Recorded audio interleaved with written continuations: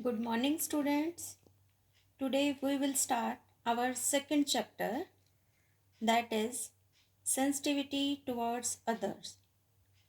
Before starting today's chapter, I am telling you a story. There was a boy, Anand. He was 9 years old. He was not so much friendly and helping for others. He always refused to share his toys with his own younger sister, means he was not so much caring for others.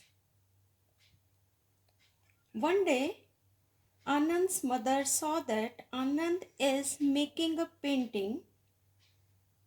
When his mother saw this, she was curious to know that for whom he is making this painting.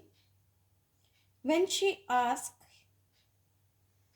Anand told that I am making this painting to my classmate's sister. She is a special child.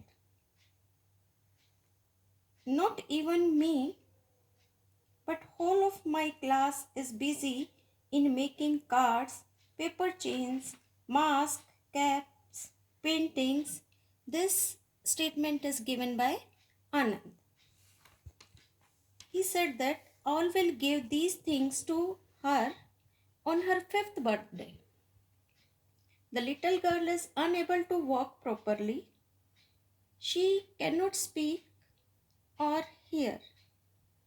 Whenever she felt happy, she conveyed her happiness by doing clapping and by giving smile. When Anand's mother heard this, her eyes filled with tears. She could not believe that Anand is so much concerned about the joy of that special girl. She felt proud of her son. What did we learn from this story? From this story, we learned that we should be sensitive towards special children. We live in a society. Dear students, what is society? A society is an organized group of people. When we live in a society, all of us depend on one another for different reasons.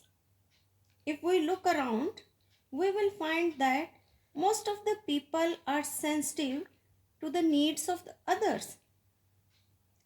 In our society, everybody is ready to hold the hand of a child or an old person while crossing the road. Everybody is ready to offer a seat to old people in a bus or a train. We are always ready to help them to carry their heavy bags. If we see any special child or any old person in our society, we should be sensitive towards them. Let us take the example of Avni Khatri. She lives in a joint family where everyone cares for the comfort of others. She plays quietly when her grandfather takes rest. All the neighborhood children of Avni have become conscious by observing that Avni do not make noise while Avni's grandfather is sleeping. In this way, by observing that, we have learned that so many good habits from our friends. Thank you, students, and we will meet again in our next video.